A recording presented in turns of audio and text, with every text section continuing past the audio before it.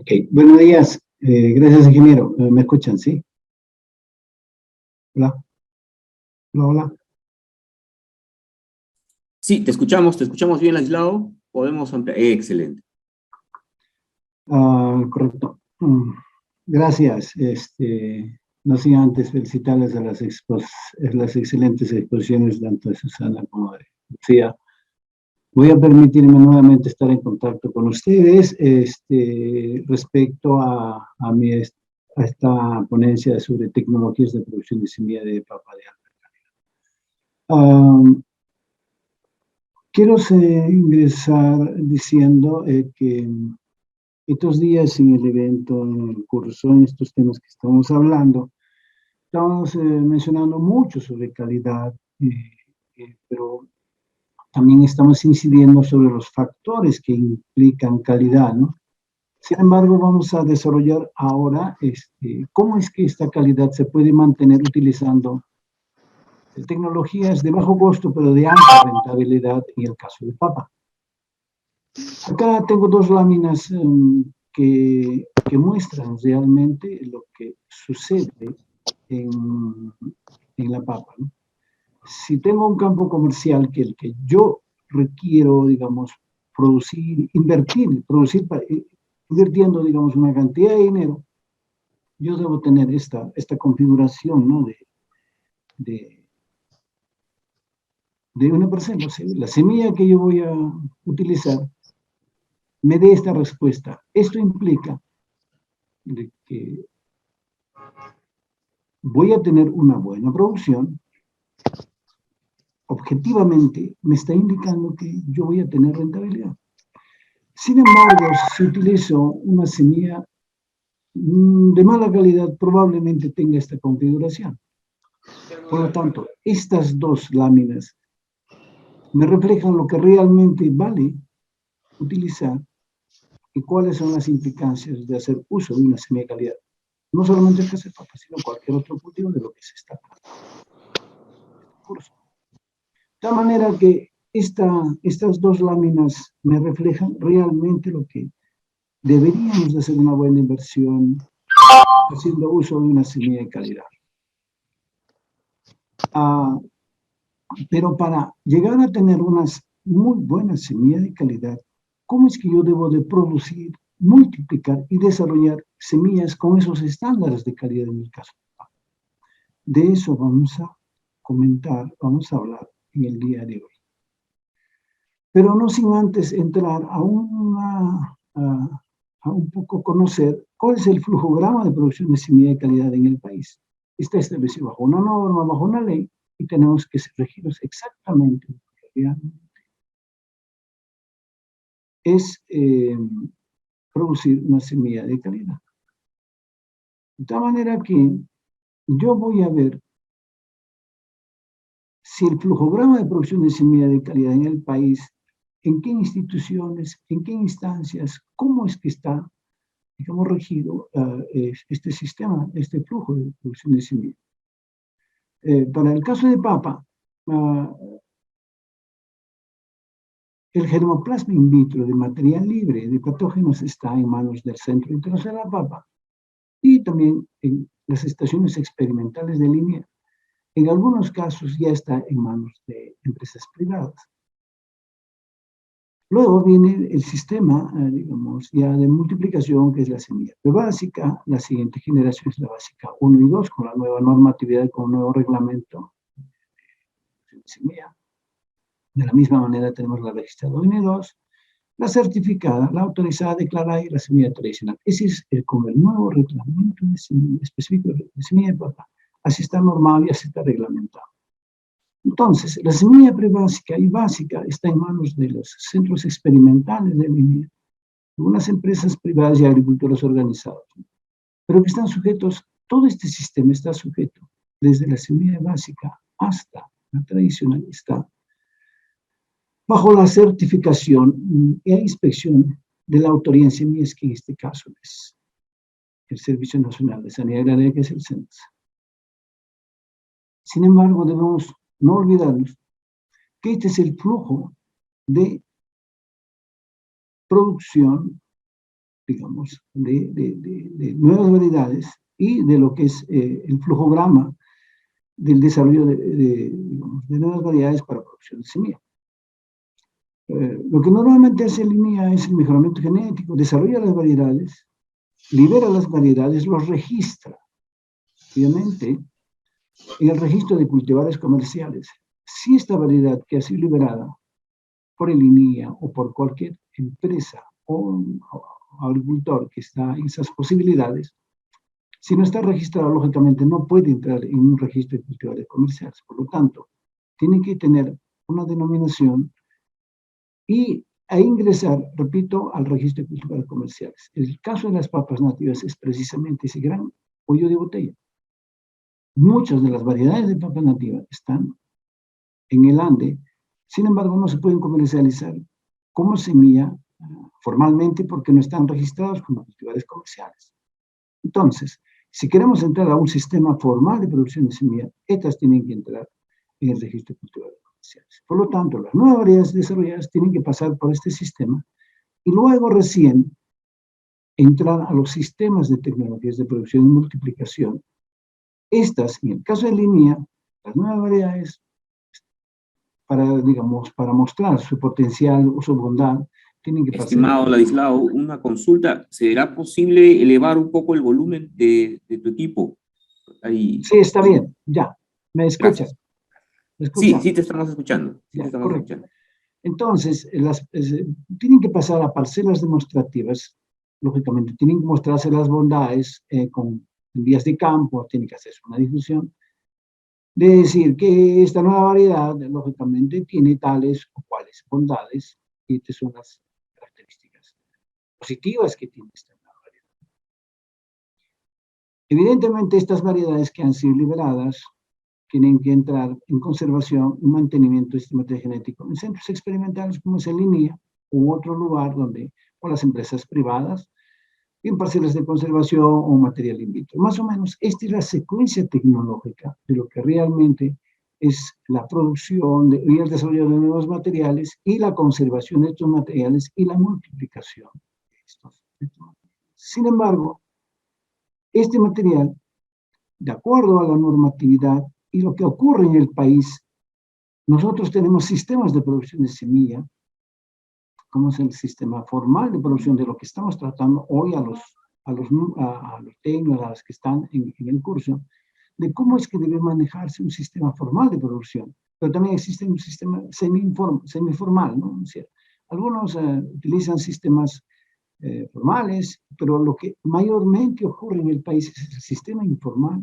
o lo que produce normalmente el productor. Entonces, bajo esta modalidad, ¿cómo es que nosotros podríamos utilizar en el sistema formal de producción de semilla? ¿Por qué deberíamos de hacer semillas de calidad, en el caso de papa, buscando evidentemente varios componentes? El componente principal en la actividad de semilla es el componente económico. O sea, yo voy a utilizar semilla de calidad o voy a producir semilla de calidad porque veo que la rentabilidad económica es alta.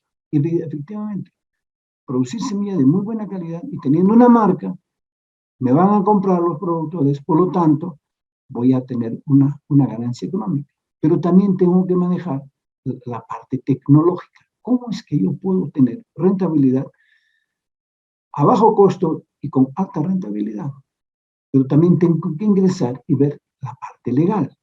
Acá ingresa el reglamento de semillas, las inspecciones, la sanidad, la certificación. Por lo tanto, tengo que tener un asesor técnico, tengo que estar capacitando permanentemente de lo que estamos tratando hoy. Y tengo que tener un mercado y tengo que tener bajo costo. Más o menos, este es el sistema formal de producción de semilla. Por lo tanto, los que van a ingresar o los que ya trabajan en un sistema formal de producción de semilla se rigen bajo estos componentes. Si no, de lo contrario, no sería un sistema formal. Una secuencia de producción de semilla de calidad es lo que rige en el país. Tenemos un sistema de laboratorios con material libre de in vitro, libre de patógenos, básicamente virales, bacteriales, de hongos, de nematodos, y bueno, todo lo que implica la baja en lo que es calidad de semillas. Luego tenemos el sistema de producción acelerada en condiciones de cobertura, que son los invernaderos, en las condiciones donde se multiplica a partir del material in vitro. Luego la multiplicación en campo con las categorías de básica, registrada, certificada, autorizada, declarada y semilla tradicional. Más o menos este es el sistema o la secuencia de producción de semilla de calidad en el país. Los procesos de limpieza están estandarizados ya en el país a partir de la introducción de meristemos, del material que se quiere multiplicar, y hacer que estos materiales puedan ser libres de patógenos que nos permitan garantizar la calidad sanitaria de este material. Los procesos están establecidos y están estandarizados bajo los formatos de termoterapia, o termoterapia en macetas, o termoterapia in vitro, de lo que actualmente se desarrolla. De tal manera que ya teniendo un material limpio, libre, se puede comenzar a utilizar técnicas de multiplicación acelerada in vitro y en laboratorio que nos permitan en poco tiempo desarrollar rápidamente el material suficiente como para hacer los procesos de producción y multiplicación y generar tubérculos que se denominan prebásicas. Por lo tanto, la producción de semilla prebásica es todo un mecanismo que nos permite saber que acá hay diferentes tecnologías, mecanismos o técnicas que nos permitan producir a partir del material in vitro libre, testeado de material libre de patógenos, producir en láminas nutritivas o aeroponía o semilla o producción convencional, semillas de lo que nosotros requerimos, de la variedad que requerimos, con la calidad que corresponde. Sin embargo, la calidad también está en función a las categorías y clases de estas semillas. Mayor calidad, ¿dónde tenemos estas semillas de mayor calidad? Lógicamente en semillas de la clase genética, cuando es planta in vitro, están testeadas, están conservadas, y la semilla básica bajo condiciones de cobertura, en el caso de invernaderos, ahí podemos garantizar que tiene la mayor calidad. La siguiente fase, digamos, de calidad está en la primera generación de básica, quizás hasta la segunda generación de básica, y así sucesivamente. Cuando hablamos de la clase genética, estamos hablando que, diríamos, el mayor porcentaje, el alto nivel de multiplicación está con una mayor calidad. Probablemente luego, allá cuando va, digamos, a campo, puedan tener ciertos inconvenientes de reinfección, por lo tanto van bajando los niveles, digamos, de calidad. Por lo tanto, estas denominaciones de estas categorías están basadas en básica, registrada, certificada, autorizada, declarada y tradicional. Por lo tanto, en la calidad de la semilla, a mayor calidad, lógicamente, repito, está en la clase genética, y la menor calidad está en la clase ya, digamos, última, que es declarada o tradicional. Este es el sistema en el que estamos teniendo en el país, tanto clases como categorías, y lo que realmente acá vemos es que bajo este sistema se rige lo que es la calidad de la semilla. Entonces, cuando hablamos de calidad de semilla, estamos hablando de la calidad genética, de la calidad física, fisiológica y fundamentalmente sanitaria. Entonces, debemos de multiplicar semillas bajo este formato de denominación de calidad, que no solamente es el aspecto sanitario, sino son los otros componentes que muy bien lo explicaron, los componentes fisiológicos, por ejemplo, físicos y genéticos, los colegas que me antecedieron en las exposiciones. La semilla que se produce en el país, lógicamente, están para coberturar en gran parte en condiciones, digamos, de uso en costa o en condiciones de sierra alta. Sabemos que en el país se siembran alrededor de 330.000 hectáreas y hay una inmensa cantidad de familias destinadas a la producción de semilla o a la producción comercial de papa, que estas áreas, lógicamente, requieren semillas de calidad para incrementar probablemente este nivel de rendimiento, que no es despreciable. Sin embargo, quisiéramos tener más un incremento en el rendimiento por unidad diaria. Estamos hablando de quizás 17, 18, 20 o esas 30 toneladas por hectárea que sea el rendimiento nacional. Si no hacemos uso de semilla de calidad en el caso de papa, probablemente esto va a mantenerse o quizás podría bajar. Como en muchos lugares, el uso tradicional de semilla no certificada o no semilla de calidad, lógicamente va a tener consecuencias, digamos, de baja productividad. Cuando hablamos de producción de semilla prebásica, que son las técnicas en las que se utiliza para multiplicar y producir rápidamente semilla, tenemos varios sistemas que son los sistemas convencionales, aeroponía, lámina de nutrientes, estrés hídrico y otras que vamos a desarrollar en la presente exposición. Los objetivos de producción de semilla prebásica están basados en alcanzar altos índices de multiplicación en corto tiempo, por eso es que manejamos en condición de cobertura, en invernaderos, asegurar la calidad sanitaria de la semilla, mantener los mismos niveles de sanidad, que sean los más bajos, que no superen los niveles de tolerancia, reducir los costos de producción, básicamente producir semilla prebásica no significa producir semillas a alto costo, sino a bajo costo, que sea accesible los costos para que manejen los pequeños agricultores fundamentalmente. Luego, renovar la semilla rápidamente en caso de degeneración. El uso de semilla prebásica y en la siguiente secuencia, digamos, de producción básica, registrada, autorizada, eso me va a permitir que pueda renovar constantemente, en el caso de que se pueda degenerar la semilla, utilizar inmediatamente este tipo de material. El otro objetivo fundamental es la diseminación de estas nuevas variedades. Cuando comienzo a desarrollar o desarrollo nuevas variedades, entonces tengo que diseminar rápidamente utilizando este sistema. Sin embargo, estas,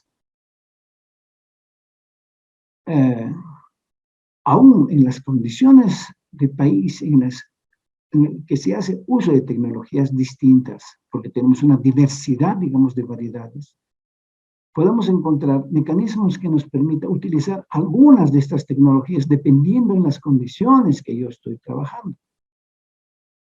Muchas personas aún todavía dicen, ¿por qué puedo seguir utilizando el sistema convencional si tengo el sistema de aeroponía? De eso vamos a hablar. ¿Por qué y en qué condiciones y cuándo debo utilizar el sistema de producción convencional? ¿En qué condiciones? ¿Y por qué debería de utilizar aeroponía? ¿Y por qué debo utilizar otros sistemas que me permitan en las condiciones ambientales, logísticos y otros factores que me permitan utilizar de manera eficiente estos sistemas? Pero también quiero señalar, si manejo los sistemas de producción en invernadero, sea convencional, estrés, lámina de riego, aeroponía o convencional, me va a permitir saber que estos ambientes me va a facilitar la multiplicación o producción en poco tiempo, la mayor cantidad posible de semilla prebásica. Entonces, la producción convencional, si es que decido hacer la producción convencional, esto yo utilizar el sistema de plantas in vitro, utilizar o sembrar en sustrato esterilizado, sea en camas o en macetas. Normalmente utilizamos estos sistemas de camas, todavía aún se continúa utilizando, o los sistemas de macetas. La tasa de multiplicación, tengo que evaluar cuántos son los niveles máximos de producción. En algunos casos hay variedades que producen más de 10, en algunos casos quizás 10 tubérculos por planta. El periodo vegetativo que voy a tener en estas condiciones de invernadero, ¿cuántos son? ¿Cuánto tiempo voy a mantener? Porque eso también es costo. O sea, no porque tenga un invernadero no voy a gastar. O sea, el sistema convencional o cualquier otro sistema que tenga estas condiciones de cobertura tiene un costo, deterioro, digamos, uso de agua, personal y una serie de aspectos que me permita mantener y manejar la producción en estas condiciones. Por lo tanto, el sistema convencional, si tengo varios meses de mantenimiento, también eso tengo que evaluarlo y hacer de que este sistema sea lo más eficiente posible. El siguiente sistema que que ha sido desarrollado e ideado por el Centro Internacional de la Paz, por el equipo de investigadores. Entre ellos está el ingeniero Carlos Chuquillanqui, el doctor Andrade y varios investigadores más, han hecho de que este sistema sea altamente eficiente. Pero estos tienen, así como son los sistemas muy buenos, como son los sistemas convencionales en algunas zonas, también estas tienen sus inconvenientes. De eso vamos a hablar más adelante. La tasa de multiplicación son más de 100. En tubérculos en algunos casos aún es mucho más, llegan a 180 o 200 tubérculos, dependiendo de la variedad. Y también eso está condicionado al periodo vegetativo. En estos casos, algunas variedades alargan su periodo vegetativo porque todavía aún las condiciones, digamos, de manejo nutricional permiten que se alargue y puedo tener más cosechas. Por eso es que se tiene esta consideración de que muchas de las plantas pueden producir más de 100 minitubérculos. Como repito, en algunos casos puede llegar hasta 200 minitubérculos por planta. Entonces, esto es un sistema muy interesante, pero tiene sus inconvenientes. Hay mucha información relacionada al riesgo y su impacto que pueda tener cuando no tengo conocimiento cabal y real de lo que realmente es este sistema. Hay muchos factores de riesgo, como el factor, digamos, de falla de electricidad. Puede fallar la electricidad en el sistema de riego, por lo tanto es un factor sumamente importante. Si yo decido hacer una producción con aeroponía, lo primero que tengo que ver es que si tengo el flujo de electricidad de manera continua y sin problemas. El otro factor de riesgo que tiene, un impacto importante, es el clima. Tengo que evaluar exactamente si en esas condiciones donde yo voy a instalar este sistema no voy a tener ningún problema, o voy a tener un problema relacionado al clima. El otro factor importante es la calidad de agua. Si es un agua inadecuada, tengo el sistema eléctrico correcto, el clima adecuado, pero tengo el sistema, digamos, de mala calidad del agua, yo no voy a poder instalar, voy a tener problemas. Y si tengo un invernadero inadecuado, también es importante evaluar esa parte. El material a sembrarse puede ser de baja calidad, o sea, no es material testeado. Si cuando hablamos testeado, estamos viendo que es un material no certificado digamos, adecuadamente, puede ser un material in vitro, que no estén en condiciones sanitarias óptimas. Por lo tanto, eso también va a deteriorar o a tener baja productividad. La parte logística, administración inadecuada, por ejemplo, la compra de insumos que se requiere inmediatamente, no pueden comprar rápidamente, por lo tanto, eso puede ser un inconveniente. Entonces, si tengo estos análisis de riesgo que yo puedo evaluar para instalar este sistema, tengo que ver qué probabilidades de ocurrencia de cada factor puedo tener. Entonces, las probabilidades de ocurrencia, yo tengo un factor, digamos, de valor que puedo dar para tomar una decisión final. ¿Cuánto es la probabilidad de ocurrencia que puede tener una falla de electricidad para los sistemas de riego?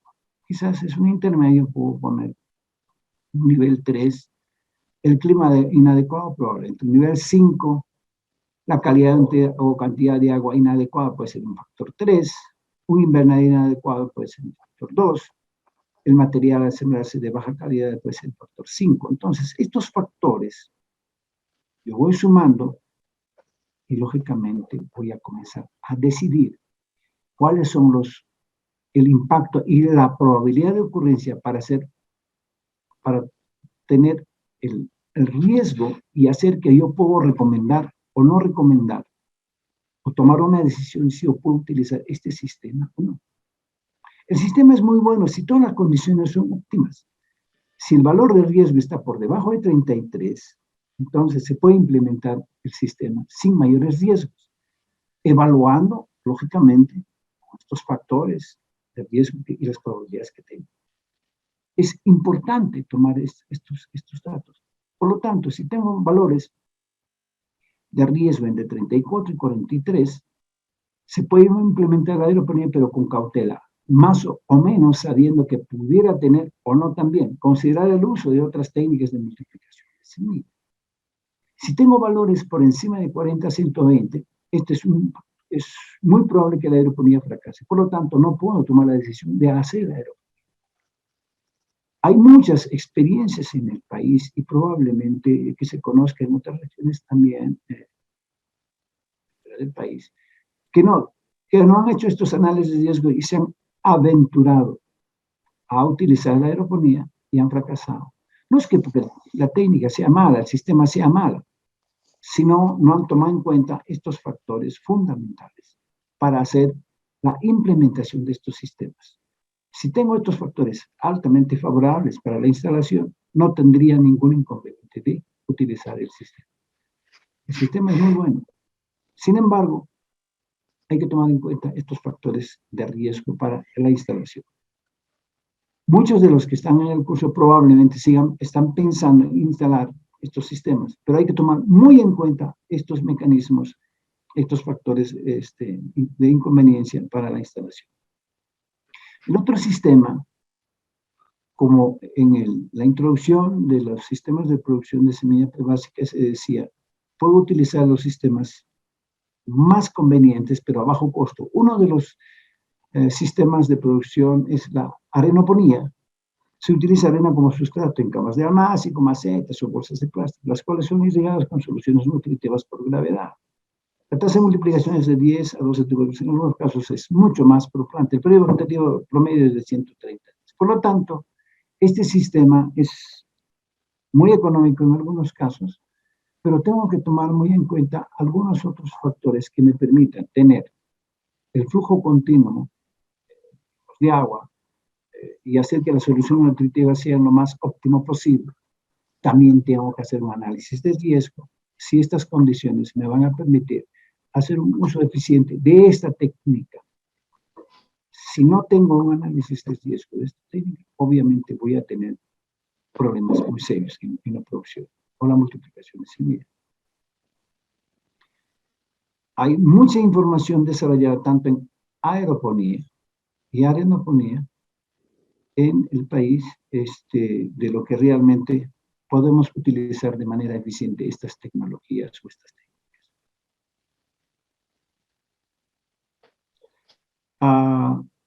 Hay algunos lugares ya de manera privada que están utilizando los sistemas de arenoponía, como verán acá ustedes, sistemas de riego por goteo presurizados y el desarrollo de las plantas sobre la forma. Estamos observando, están en camas, están en macetas, con tanques elevados donde tengo los nutrientes, o en bolsas con arena, y o sea, hay mucha información desarrollada en este tema.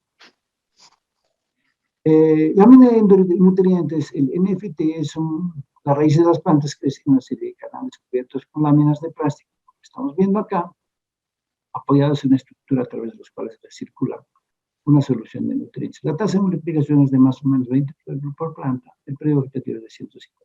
Como verán ustedes, estos sistemas han sido generados y ideados en el Centro Internacional de la Papa. En algunos casos, muchos productores probablemente lo están utilizando. Sin embargo, esto es una técnica muy, muy interesante que pueda utilizarse para multiplicarse rápidamente. El otro lado, otra técnica que se está utilizando y está en proceso de validación, también acá en la Estación Experimental Andenes, como el Centro Internacional de la Papa, es la hidroponía en macetas. Esto es un sistema muy interesante para producir clones, mejoramiento genético de semillas que se pueden utilizar rápidamente. Cada clon, de cada progenie, se puede utilizar estos sistemas. Verán que la tasa de multiplicación es bien alta. Es muy, muy interesante trabajar en unidades de plantas, como repito, cuando hacemos producción de semillas en mejoramiento, en clones y élite, por ejemplo. Pero también se puede hacer para producción masiva de variedades, como única, por lo que normalmente estamos utilizando única, cancha, serranita y otras variedades. En estos sistemas yo puedo utilizar las técnicas de multiplicación acelerada.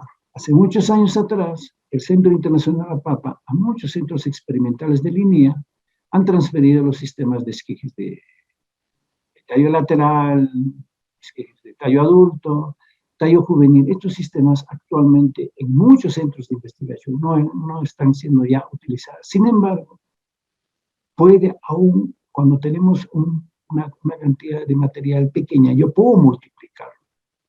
Básicamente, estos sistemas integrados de producción, yo puedo utilizar a partir de un plántula in vitro, considerando como planta madre, y puedo comenzar a multiplicarlo, todo lo que puedo hacer, la mayor cantidad posible en áreas pequeñas, como son los invernaderos, ¿no? Entonces, los invernaderos me permiten tener una cantidad mínima de plantas y tener el mayor potencial o el mayor número digamos, de unidades de plantas que puedo multiplicar, con la condición de que todo este material sea totalmente sano.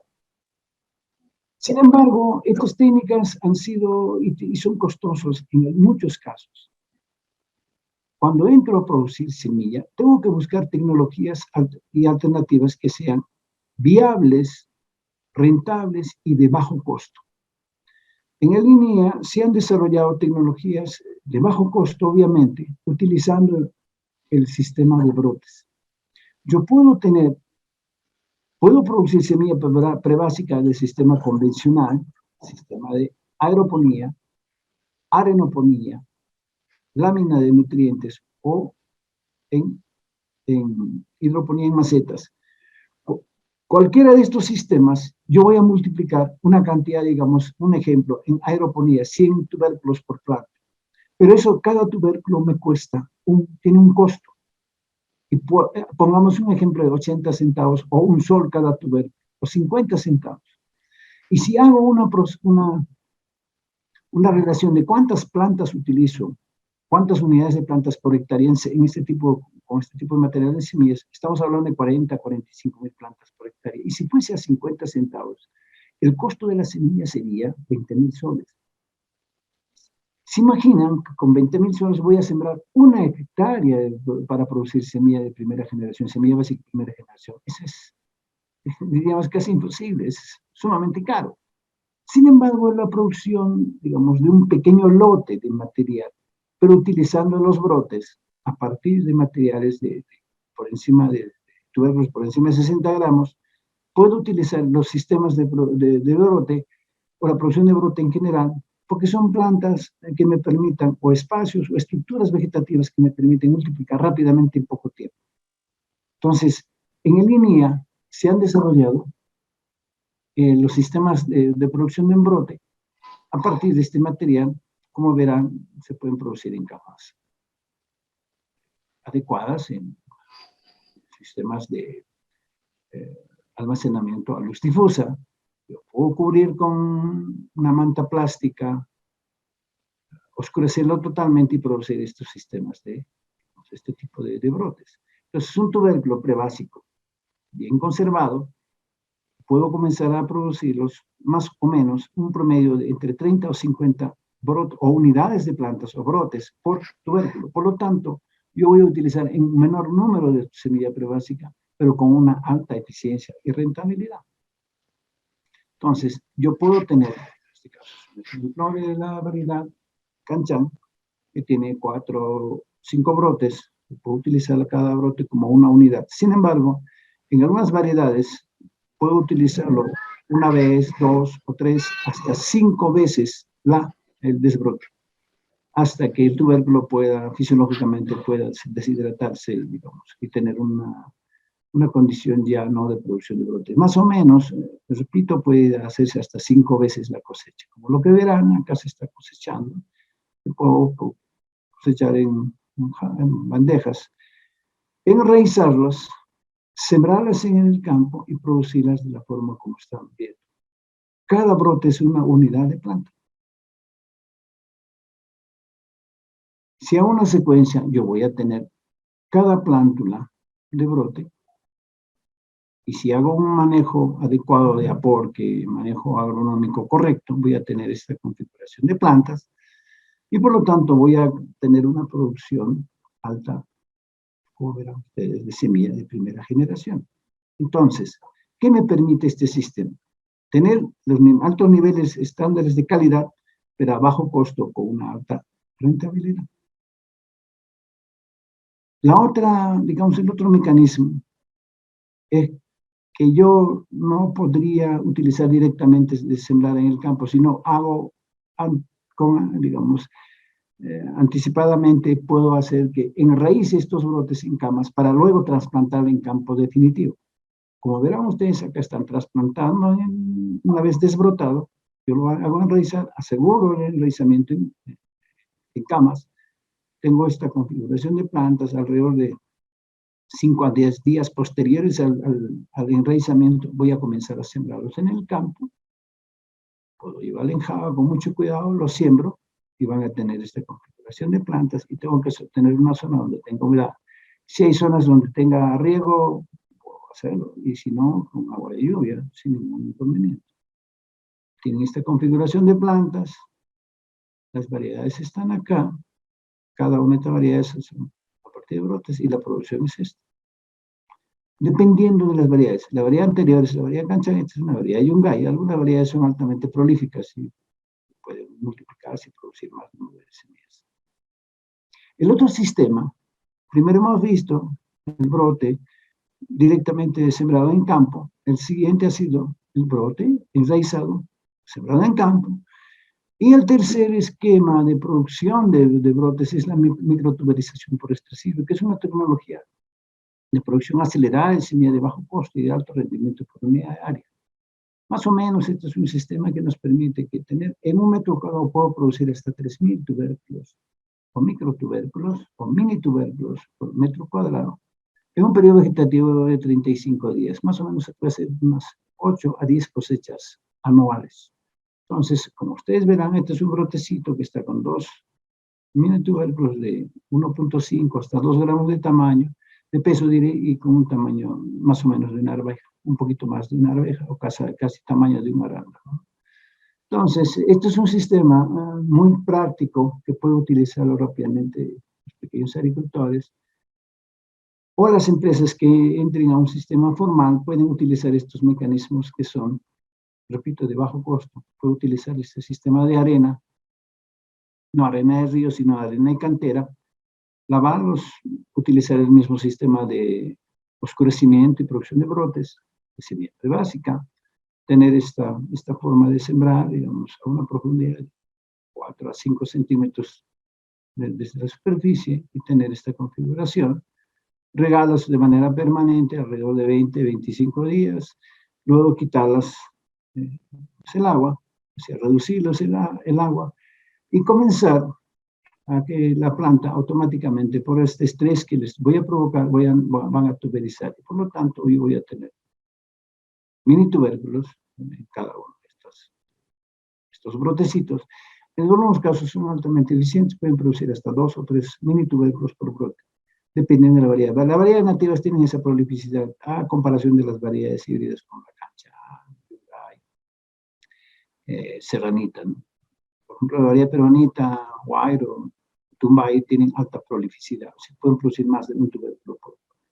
Por lo tanto, me permite tener en menos espacio la mayor cantidad posible de semillas. Lo que quiero decirles es que en semillas sabemos que no se mide en peso, sino se mide en número. Si yo puedo en las primeras fases de producción, semilla prebásica, puedo tener la mayor cantidad posible por menos unidad de área, eso es eficiencia, eso es rentabilidad.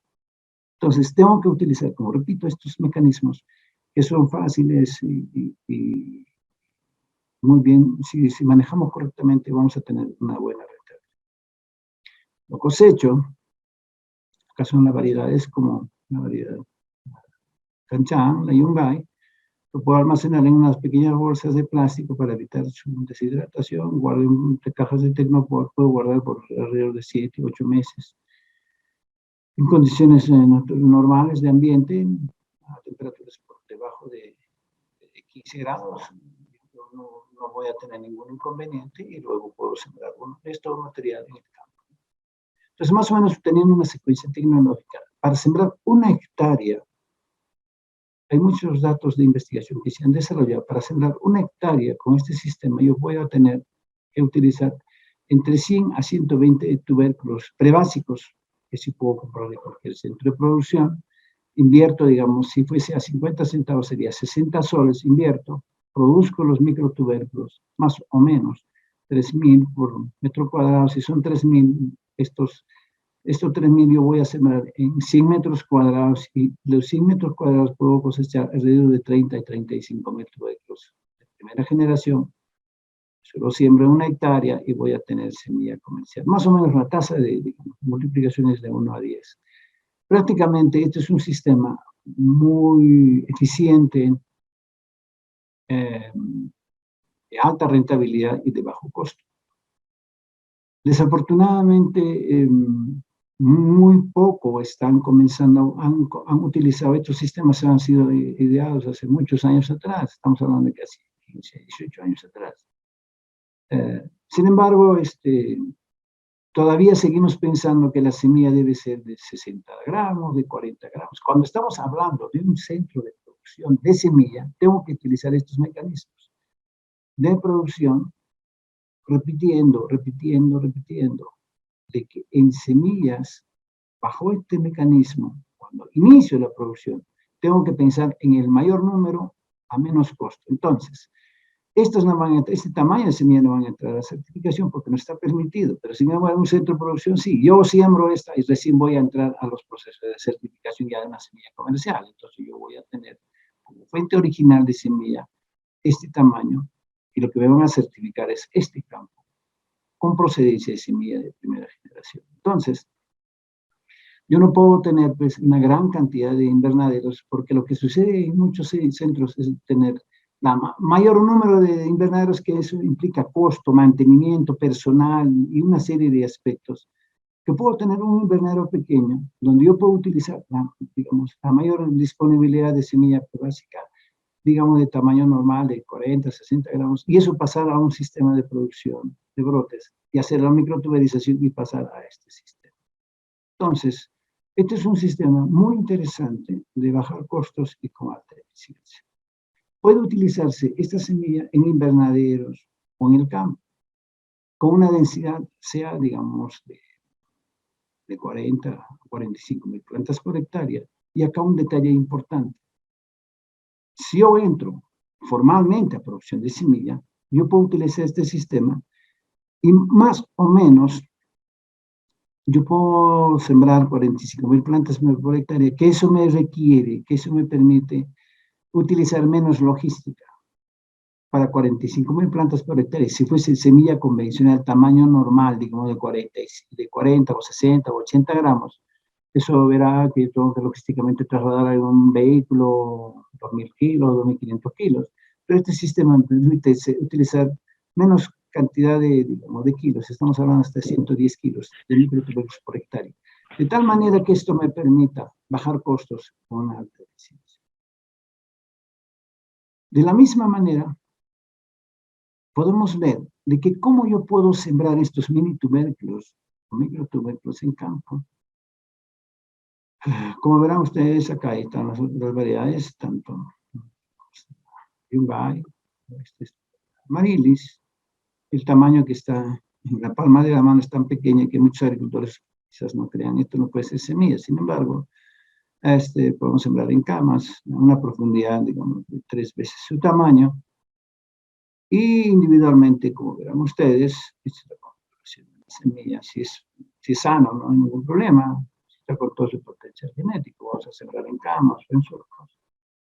Y van a producir, digamos, el tamaño que queremos. Si manejamos correctamente la parte agronómica, de aportes oportunos, manejo, digamos, cultivo adecuado, vamos a tener esta producción.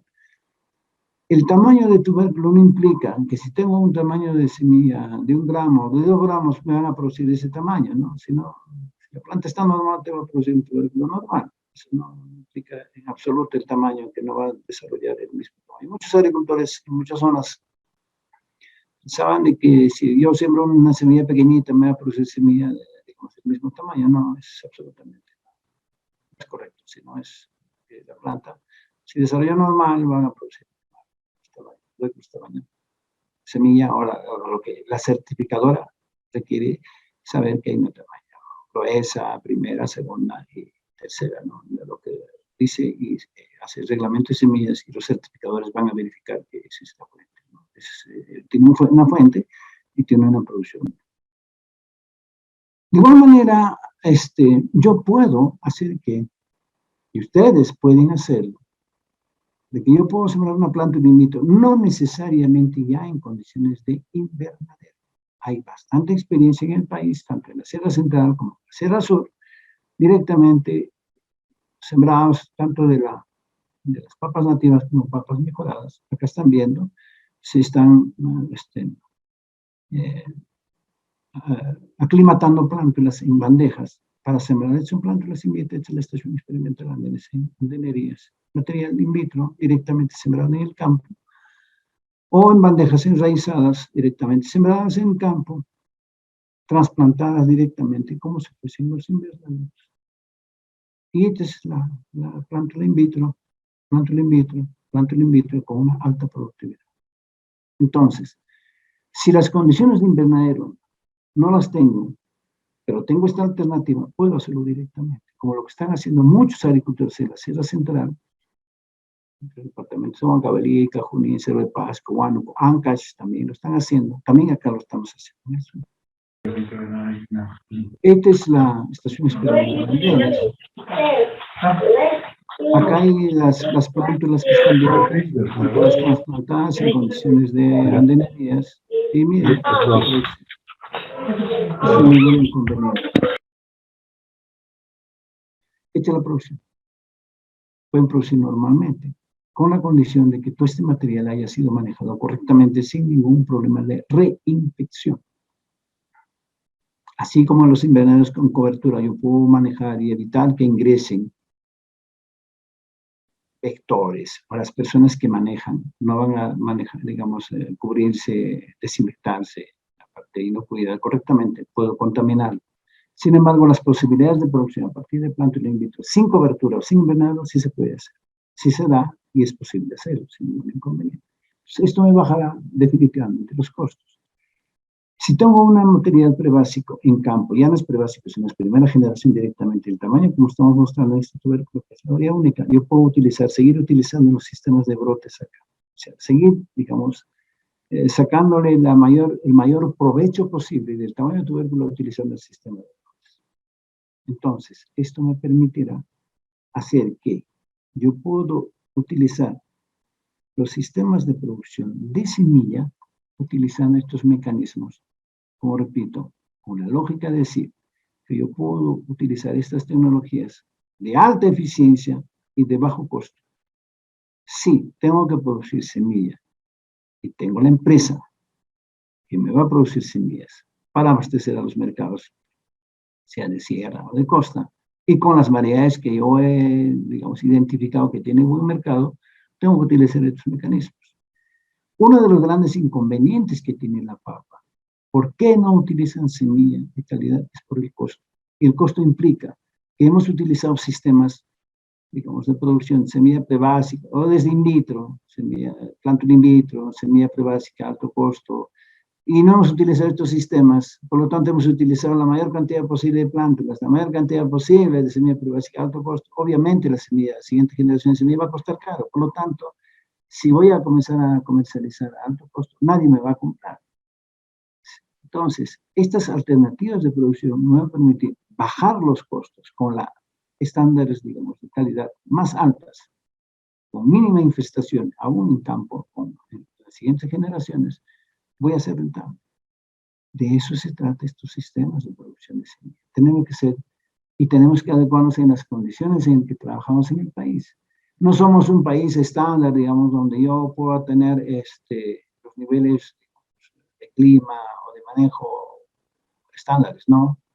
Estamos manejando cultivos o producción en las zonas altas donde tiene alta, digamos, incompatibilidad climática, por ejemplo. Hay zonas donde tienen mayor presencia de heladas, por ejemplo, o sequía, o hay lugares donde tienen alta infestación de suelos y una serie de cosas. Entonces, adecuándonos a estos mecanismos, podríamos producir semilla, repito, con la mayor multiplicación posible en menos área y con alta renta.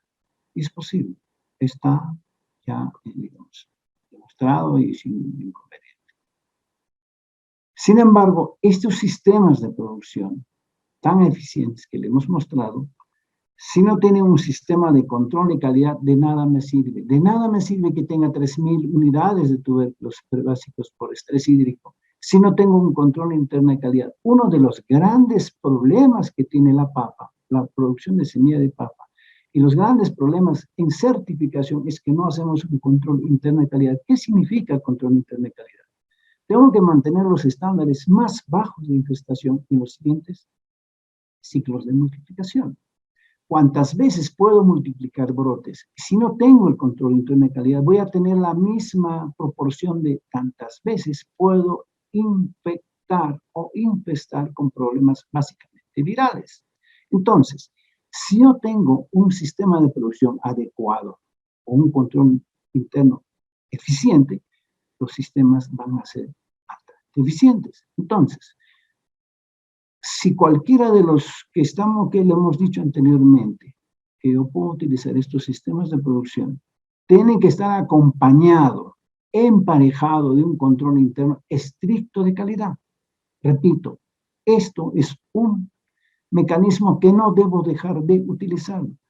Si solamente multiplico por multiplicar porque tengo invernaderos, si no tengo control interno de calidad, eso no me sirve de nada, no es válido. Y voy a comentar y decirles que una planta in vitro son sistemas de control interno de calidad, sistemas de testeo. Que no lo tenga, no me sirve. No porque es planta in vitro me va a indicar que está sano. Eso si no tiene un control estricto, no me sirve.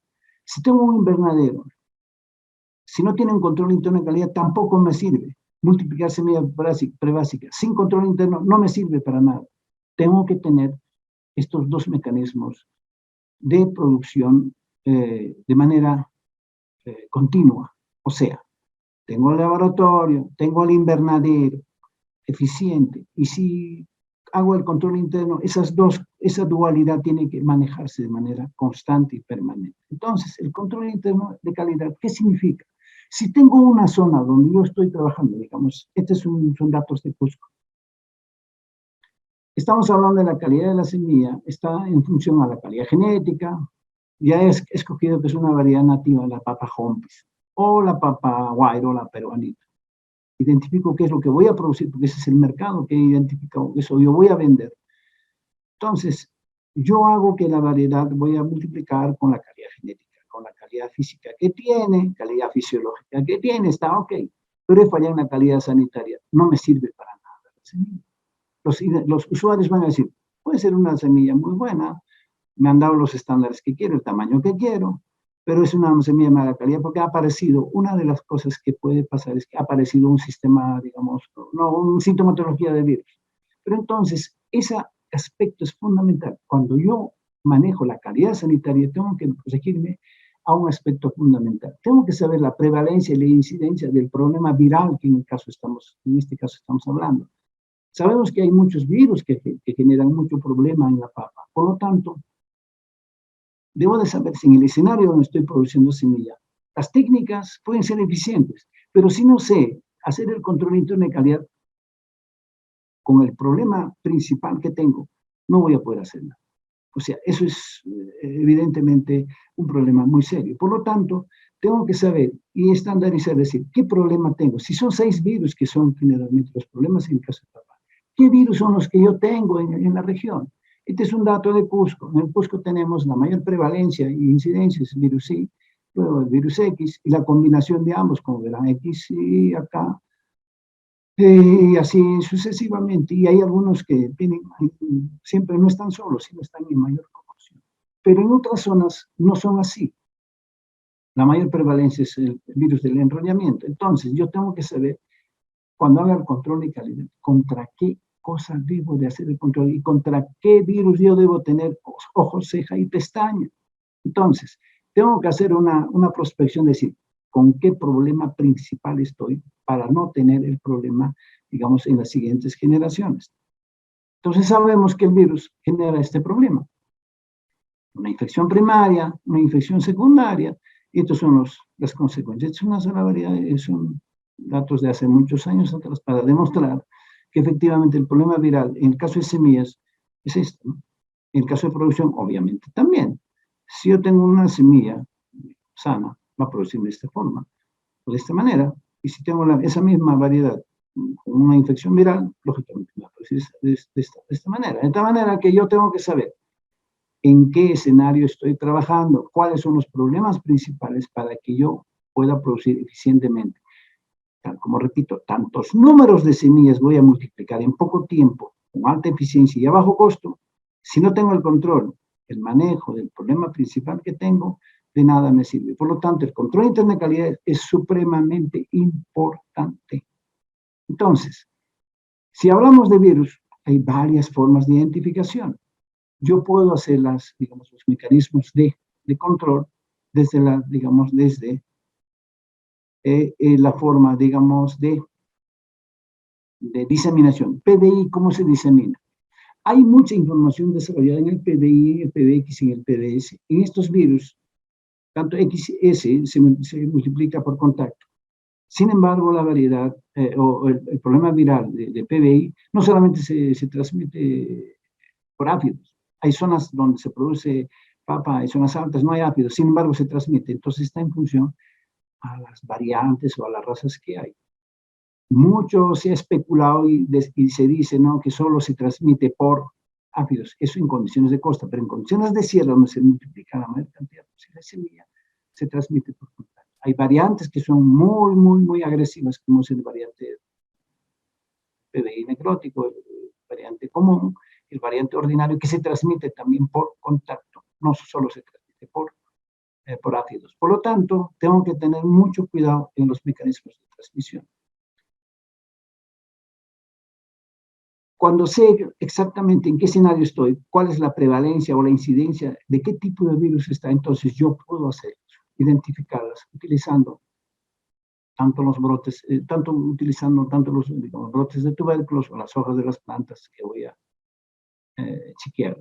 Puedo utilizar la técnica de asa lisa o puedo tener las plantas indicadoras desde plántula in vitro en invernaderos. O la técnica actual, las técnicas moleculares que son los RT-PCR en tiempo real. Esto es una técnica mucho más avanzada y mucho más, digamos, eficiente.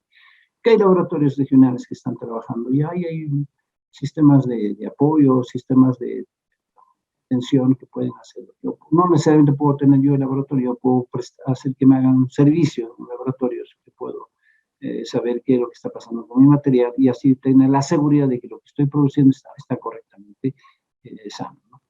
Entonces, se utilizan muchos de estos cebadores, existen en los laboratorios. Bueno, es un trabajo desarrollado en la Estación Experimental Andenes, utilizando estos sistemas y para detección, como verán ustedes acá, todos los virus que yo puedo comenzar a saber de lo que están en la semilla, yo puedo comenzar a, digamos, a chequear y identificarlas para descartar y mantener material totalmente sano en condiciones de invernadero. Entonces, si son los virus más comunes y tengo el problema, ¿qué factor de importancia debo tomar para cada uno? Por eso es que necesitamos saber cuáles son los virus más importantes que estoy en la zona donde estoy trabajando, para que yo pueda tener ojo, ceja y pestaña contra este virus y qué factor de importancia hacen y toman en cuenta cuando hago la calificación, cuando ya hago la certificación. Por lo tanto, si para el virus más común, que es el PRD, que es más peligroso, el factor de importancia es 10. Por lo tanto, si tengo una planta, o dos plantas, o tres, que voy a encontrar en el campo, ya cuando hago la certificación, eso me va a permitir que me van a rechazar. Entonces, como fuente original digamos, de multiplicación, tengo que tener mucho cuidado cuando yo tengo plántulas in vitro. Tiene que estar 0, 0, 0, 0, 0 de todos estos problemas. Y cuando hago multiplicación en invernadero, tengo que tener mucho cuidado con estos virus. Por lo tanto, si los factores de importancia son más altos, tengo que tener mucho cuidado con estos virus. En general, en plántula in vitro no debo tener absolutamente nada. En semilla prebásica tampoco. Por lo tanto, tengo que tener mucho cuidado. Este es un trabajo desarrollado hace más de 5 años atrás para saber cuál es el nivel de incidencia y prevalencia que tienen estos virus en la semilla que se multiplica a nivel de centros experimentales como línea y en campo de agricultura. Imagínense los virus más comunes que se han encontrado ese virus, y el virus X, y en algunos casos el PLRB. ¿Dónde se encuentra más el PLRB? La zona central, zona de Apurímac y en la zona de Ayacucho. En Cusco hay mínima cantidad, pero sin embargo existe. Lo que más ocurrencia tiene son los virus como el XY, y esa es una constante en muchas regiones como verán ustedes. Entonces, este dato nos ha llamado poderosamente la atención y decir, si tenemos estos virus que son comunes y prevalentes, ¿cuáles son los mecanismos de prevención que deberíamos de tener en sistemas de producción y con tecnologías de producción de semilla? ¿Qué es lo que debería de hacer? Contra PLRB probablemente sí, porque tengo que ver las fuentes de inóculo, que son los áfidos. Tengo que controlar áfidos permanentemente. Y si tengo XY, entonces tengo que tener mecanismos de manejo adecuado. ¿Qué es lo que tengo que hacer? Tengo que entrar a campos, a parcelas solo de producción de semilla, no a campos comerciales, que es el mecanismo de reducción más rápido. Entonces, esta información es supremamente importante, repito, los centros de producción o los productores de semilla tienen que tener mucho cuidado con la presencia de estos problemas en cada región, en cada zona, porque cada variedad en donde yo produzco la semilla van a tener particularidades con la presencia de estos virus. Entonces, ¿cuáles son los niveles de tolerancia que debo de manejar cuando hago un control de calidad? Como anteriormente decía, in vitro tiene que tener 0, no debe de haber ni virus, ningún tipo de estos virus, viroides menos, fitoplasmas ningunos, en invernaderos de la misma manera.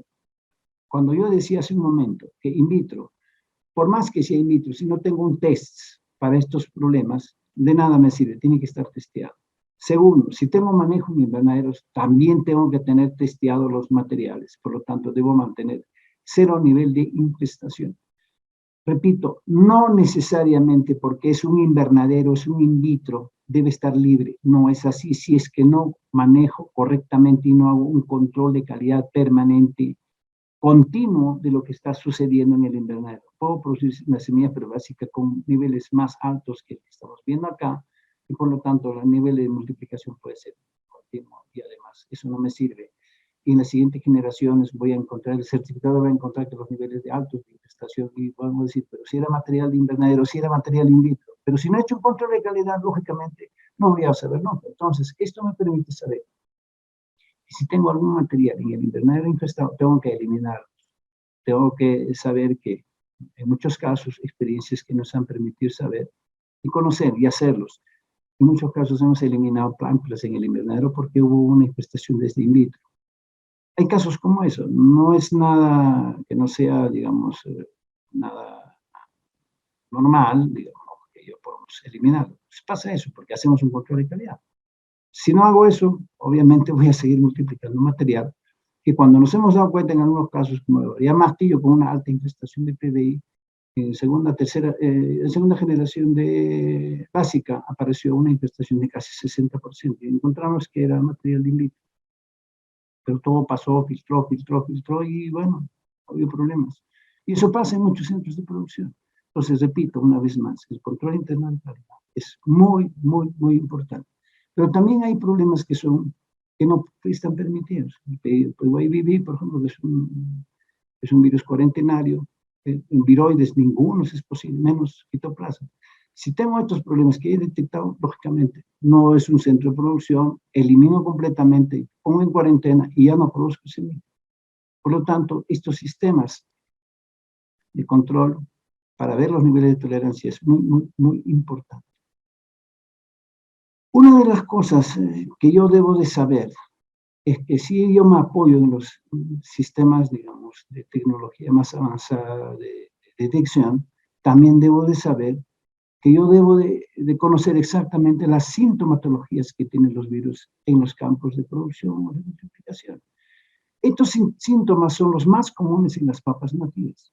Esta que están viendo acá son papas de tipo goniocales amarillas, por ejemplo, amarilla tumbay, zapallo del centro, guamantangas. Estos son papas tipo futis, martillos.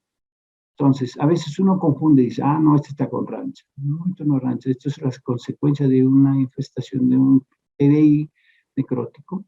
Eso es lo que ocurre acá, hay hojas o tallas foliolos que están secas, y no es porque sea virus, perdón, no es que sea hongo, sino es un problema viral, igual, de la manera que como están viendo.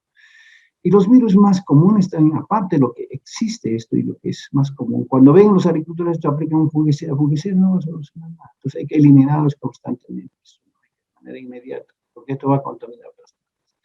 Y la otra cosa común que pasa con los virus es el virus necrosis plateado que están apareciendo acá. Muchas variedades que son muy aprensivas a esto. Y los amarillamientos, los cálicos, ¿no? Entonces, si yo tengo digamos, de manera permanente, un ojo clínico, como lo llamamos, de semilla, si tengo ya, digamos, experiencia en este tipo de lecturas, voy a saber que este es un síntoma viral, o los síntomas comunes en el que estamos encontrando los mosaicos o los moteados, ¿no? Eso pasa normalmente, o el tipo de los enrollamientos, ¿no? Entonces, estos síntomas no solamente me puedo apoyar cuando hago control en los sistemas de los laboratorios que me puedan ayudar, sino también en el sistema, digamos, de lecturas de síntomas que sean apropiadas. Hay muchas de estas parcelas que vamos a ver de esta forma. Dicen, estoy produciendo semilla, pero tengo algunas características de material de planta que están de esta forma. Voy a nutrirlo. No, tengo que verificar. Si un campo está por encima del nivel de tolerancia, tengo que eliminarlo inmediatamente. Hay muchas experiencias y experimentos que se han desarrollado. ¿Cuánto realmente reduce algunas variedades, algunos virus? Este es el caso de serranita. Es una serranita sana, es una serranita infestada con un virus que es el X. ¿Cuánto reduce? Básicamente es bastante, casi un 40, un 50%. Pero es la forma, puede ser la misma de una planta sana. Sin embargo, ya acá está infestado, ¿no? Entonces, repito, el control interno de calidad es muy importante en un centro de producción. Si no tenemos esta, mejor, no digamos que semilla, viene el certificador y va a encontrar estos problemas secuencialmente en las siguientes generaciones. Lo que vamos a vender es algo que no es correcto. Entonces, en semillas es garantía, es seguridad, es confianza, básicamente. Entonces, hay que generar un nivel de confianza entre el productor, el centro de producción de semilla y el usuario, que es el productor. Pero también hay mucha, digamos, confusión cuando hablamos de que una planta está infestada con virus. Sí, pero también hay plantas que se parecen mucho a síntomas virales. Entonces, por lo tanto, se considera que son enfermedades bióticas o abióticas, porque hay deformación de hojas por daño de bajas temperaturas, quemaduras por agentes químicos, deformación de hojas por herbicidas, desbalance nutricional por elementos menores, expresión fenotípica varietal y crecimiento en diferentes ambientes. Estas dos consideraciones es casi común, diríamos, en muchas de las variedades. Esta es una variedad, por ejemplo, esta es la variedad Kekkourani. Verán que tienen hojas menudas, muy achaparadas, entonces muchas personas dicen, no, podrían confundirse. Sí, es una expresión fenotípica varietal. O en algunos ambientes hay presencia, digamos, atípica de crecimiento de algunas variedades. Esta, por ejemplo, es un caso curioso y común en el caso de las papas nativas, como Guairo, peruanita, no, Guairo tumbay y Guairo Kekkourani, cuando hacen plántulas in vitro, no necesariamente expresan su característica original, digamos, de la variedad, la característica del follaje, sino expresan otro tipo, digamos, por esta expresión fenotípica, dependiendo en qué condiciones está. Entonces, a veces uno confunde y dice, no, esta no es la variedad, por lo tanto, y tiene tal cosa, ¿no? Eso definitivamente puede evitar seguir multiplicando. Entonces, hay que conocer mucho. Hay que tener el ojo clínico y la experiencia o el expertise de identificar los problemas, repito, sean de problemas virales o otro tipo de problemas. Cuando hacemos control interno de calidad, tenemos que tener qué metodologías y qué muestreo debo de utilizar. Cuando hacemos multiplicaciones de primera generación, estamos hablando de esquejes de tallo, como ya habíamos dicho en brotes, por ejemplo. Esqueje de tallo ya no lo hacemos, sin embargo, podemos utilizar en algún, es una técnica todavía de uso en algunos lugares, pero normalmente hacemos brote. Entonces, ¿qué debo de hacer? ¿Qué metodología debería de tomar para hacer el control respecto a virus? Utilizar las técnicas de MSM, ELISA, de DAS ELISA, o la técnica de RT-PCR para virus, y cuánto debo de muestrear dependiendo en el campo. Puede ser 100 muestras por lote. ¿Y lote cuánto puede ser? 1 hectárea, 2 hectáreas, 3 hectáreas, dependiendo. O si es en invernadero o en el laboratorio, debe ser todo el material que esté en el laboratorio, todo debo de utilizarlo. Con esta técnica debo de identificar a todo el material, que todo esté testeado. En el caso de los invernadores puede ser el 10% de la población hace un muestreo múltiple de casi, digamos, un 30% del área o de la cantidad de plantas que estén en el invernadero. Eso me permite hacer que el material me garantice que esté bien. ¿Cuándo debo de hacerlo? Digamos, el muestreo. En el caso de virus, yo debo de hacerlo antes que las plantas estén juntas, antes que choquen las hojas. ¿Cuánto puede ser? A los 30 días después del trasplante, otro a los 45 o 50 días después del trasplante. Por lo tanto, esto me permitirá asegurarme que el material que estoy multiplicando esté en condiciones óptimas, contra que no tenga ningún problema. De la misma manera, cuando yo hago para bacterias, hago en tubérculos y hago en microtubérculos, también el síntoma visual, en algunos casos puedo observar, la mayoría de los casos puedo utilizar estos sistemas de membranas nitrocelulosas en la técnica ELISA o el RT-PCR, que es actualmente más eficiente, ¿no? Entonces yo puedo utilizar tanto para bacterias, para virus, para hongos, otros que son los limitantes de la producción. ¿Cuánto debo utilizar? Digamos, ¿qué tipo de muestras? No voy a utilizar 5 muestras, 10, sino estos son los estándares de producto, digamos, del número de material que yo debo utilizar para hacer el control. Entonces, cuanto mayor número tenga, los niveles de infestación más rápidamente voy a identificarlos. Si son poca cantidad, obviamente me va a direccionar a un error, y ese error debo de evitar. Por lo tanto, la mayor cantidad posible, estadísticamente, son mínimos, son entre 500 y 300 número de muestras por tanto para primera generación o segunda generación. Igualmente, para cuando yo hago evaluaciones ya de calidad en almacenes de la misma manera, tanto para polilla como para fusar, en cuánto debo de utilizar y qué debo de utilizar, ¿no? ¿Qué técnica debo utilizar? Entonces, esto me permite saber que no puedo utilizar el menor número, sino este número es sumamente importante. ¿Qué técnica debo utilizar? Es sumamente. Cuando yo hago lo mismo, si hago esto tanto para bacterias, para virus, de la misma manera debo de hacer y qué niveles de tolerancia debo manejar, tanto para bacterias, para hongos, para nematodos y algunas plagas, que son fundamentales. Entonces, para in vitro, 0, para todos, no debe de haber absolutamente nada. En primera generación en campo en básica 1, en algunos casos es 0. En algunos casos, en generación 2, puede ser hasta 10% en risotonia, y quizás en esponjosa subterránea. Sinquitrio antibiótico en 0. Pero me va a permitir saber que en algunos casos, si encuentro niveles, digamos, de infestación de Erwinia, risotonia, Sinquitrio, Phytophthora, Fusario, globo de Nacobus aberrans, Prenotripes, Simetrisquema tangoles y Simerotorima operculosa no están permitidos. Definitivamente, los niveles de tolerancia, aun cuando sean bajos, no están permitidos. ¿Por qué? Porque estos son altamente contaminantes. En semilla no puedo transmitirlas. Si es en segunda generación, no puedo. Por lo tanto, ese lote tengo que eliminarlo. Si encuentro en el invernadero una planta, tengo que eliminarlo todo el lote, toda la cama, todo el lugar donde estoy. No puedo eliminar una única planta, sino todo el lote. Si es in vitro, todo igual. Entonces, tengo que mantener los niveles más bajos o 0 de infestación por tretos. Si hago este sistema, digamos, de control, lo más estricto posible, las siguientes generaciones se van a infectar, porque eso es incontrolable, las condiciones de infestación en el campo, pero van a ser mínimas. Eso es importante.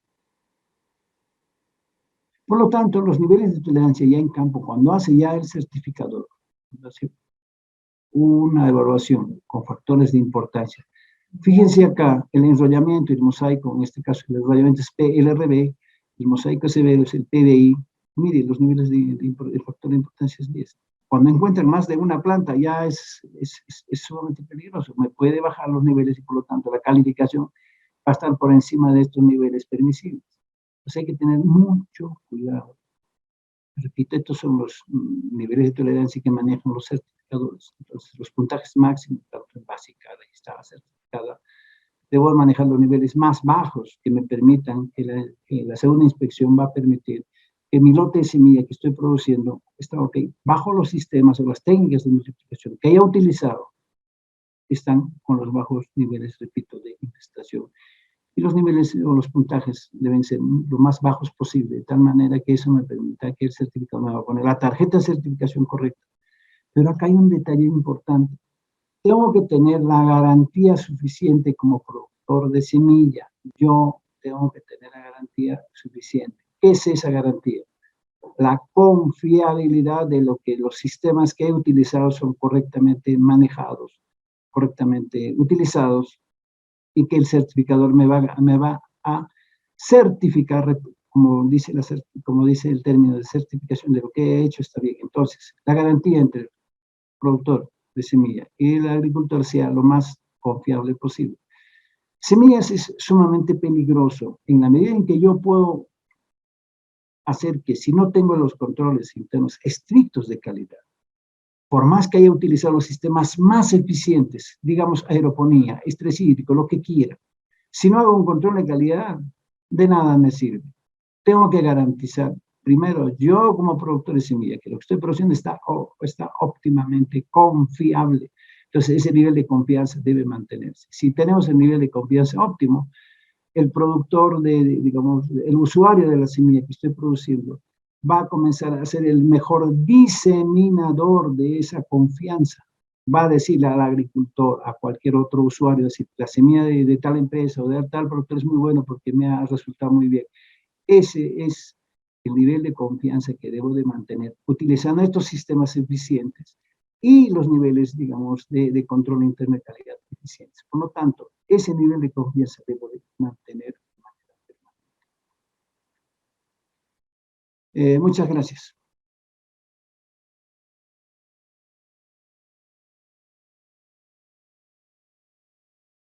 Muy bien, Ladislao, muchas gracias por tu excelente ponencia, exposición. Hay algunas preguntas previas a hacer el receso de manera rápida. Bueno, de Benjamín Ayacucho, ¿una semilla botánica de papa puede estar libre de virus, la semilla botánica? A ver, dependiendo. Bueno, las últimas investigaciones manifiestan de que en algunos casos no solamente es el problema viral, sino básicamente es el viroide, el PSTD, que es un problema muy serio. No podemos decir exactamente en la experiencia que tenemos aquí en Cusco, hemos eliminado mucho material de cruzamientos que hemos tenido por este problema si hay transmisión viral, definitivamente. En muchos casos tenemos que tener mucho cuidado. Sí, hay transmisión, básicamente del viroide. Si tengo viroide, esa parcela, ese campo, esa planta, lo tengo que quemar, eliminarlo inmediatamente, porque si tengo viroide y semilla botánica, eso es un problema muy serio, muy peligroso, sumamente peligroso. Sí hay transmisión. De acuerdo, gracias. La siguiente pregunta tiene que ver con el desbrote y menciona cuántas veces se puede hacer el desbrote y si esta afecta el vigor de la semilla. A ver, muy buena pregunta, pero lo que yo he dejado suelto es algo que es importante. Yo puedo desbrotarlo hasta agotarlo fisiológicamente la papa, el tubérculo semilla de donde voy a desbrotar. ¿Cuántas veces puedo desbrotar?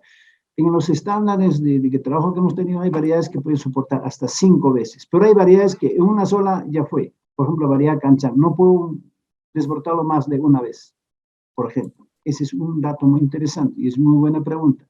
Segundo, que fisiológicamente puede deteriorar los brotes, no, sino la tubérculo madre sí. Cuanto más brotes saco, cuanto más veces puedo desbrotarlo, lógicamente eso va a deteriorar el aspecto fisiológico. Pero entonces ya gané.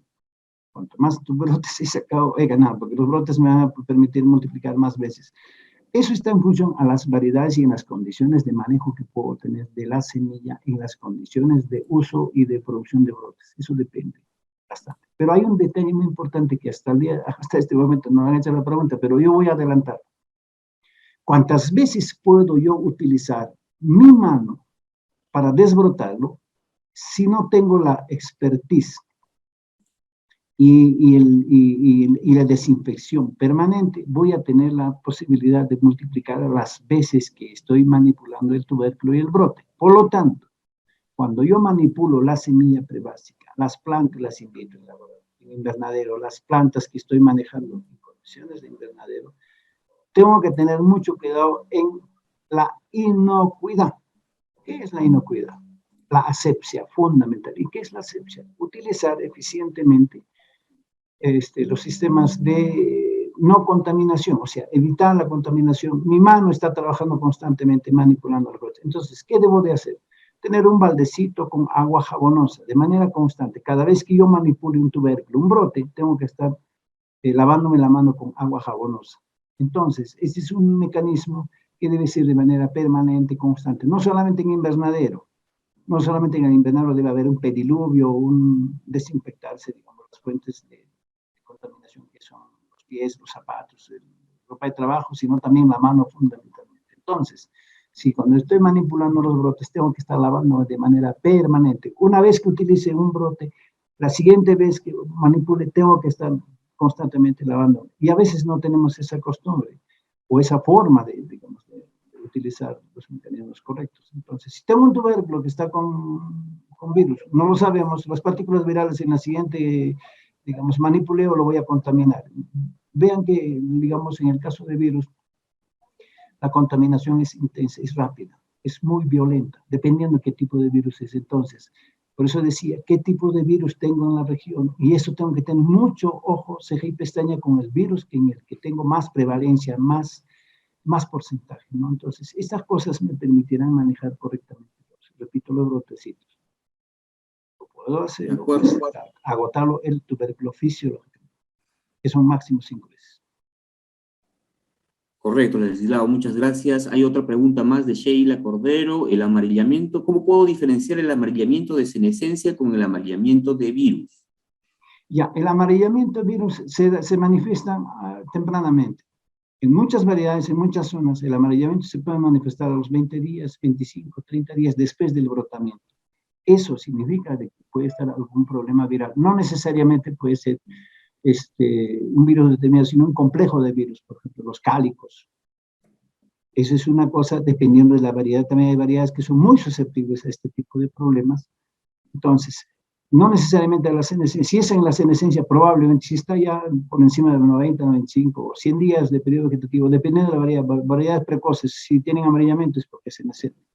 Pero sí tengo variedades que son de periodo vegetativo largo, por ejemplo, una Yungay, y tengo a los 45 días con amarillamiento, es problema viral, tanto en invernaderos como en el campo. En el invernadero es imposible tener ese tipo de materia, tengo que eliminarlo todo. Si es en el campo, tengo que tener mucho que eliminarlos, hacer selección negativa. De acuerdo, gracias, Ladislao. De Benito González, 2 preguntas. Importancia de cosechar los tubérculos con la máxima adherencia del peridermo y por qué almacenar tubérculos semilla en ambientes a luz difusa. Ya, a ver, una de las condiciones, digamos, de calidad es la calidad fisiológica. Y cuando hablamos de calidad fisiológica, estamos hablando sobre la madurez, digamos, correcta del material. Por lo tanto, debo de utilizar los mecanismos en el caso de producción de semilla, y si ya tengo el tamaño de tubérculo semilla, entonces yo tengo que hacer eliminación o corte de follaje. Por lo tanto, eso me va a permitir acelerar, digamos, la maduración fisiológica. Esa es una técnica común y corriente. Cuando producimos semilla, tengo que ver este término que nosotros llamamos la calibración del tubérculo.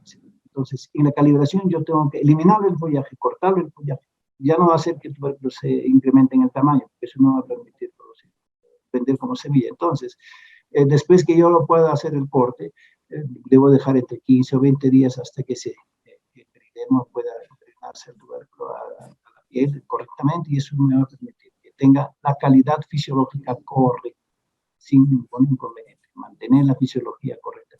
Como ya lo explicó correctamente los colegas en la parte de fisiología de la semilla, ¿no? Ahora, el otro asunto, la otra pregunta, ¿cuál era, ingeniero? La importancia de la adherencia del peridermo. Eso ya le contesté. Había otra pregunta, ¿no?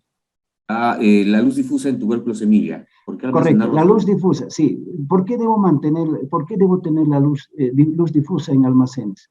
Por dos razones. Uno, que el brote, si yo no tengo las intenciones, no tengo la metodología, no tengo la técnica o la práctica de producir brotes, y no voy a oscurecerlo, por lo tanto, debo mantenerlo en condiciones de luz difusa por una razón simple. Debo mantener los brotes cortos y gordos y bien adheridos al tubérculo. Segundo, que esté verdeado, o sea, fisiológicamente debe estar óptimo verdeado para que pueda ingresar al campo, donde cuando yo lo siembro, los primeros ataques que puedo tener de alguna plaga va a permitir que digamos, los alcaloides que tiene este brotecito, por donde va, digamos, el tubérculo verdeado, en los brotes va a aparecer los alcaloides y esto puede de alguna manera evitar, digamos, que la plaga pueda atacar de manera permanente a la planta. Entonces, una de las características, digamos, de manejo es por esa razón.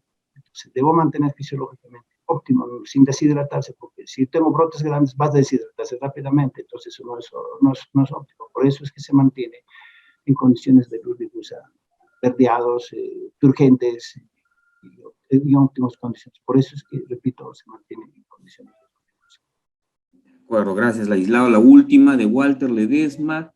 Dado a la característica cuarentenaria de Syncytium, ¿qué podrías decir de esa plaga, de esa verruga? Verruga en papa. ¿Eh? Ya, el problema de verruga son dos cosas. Primero, es un transmisor viral de PBX. Está demostrado, hay varios trabajos que se han desarrollado acá en la estación Andenes. Hay variedades nativas que son muy susceptibles. Una de las variedades comerciales que es altamente susceptible es la variedad Canchán.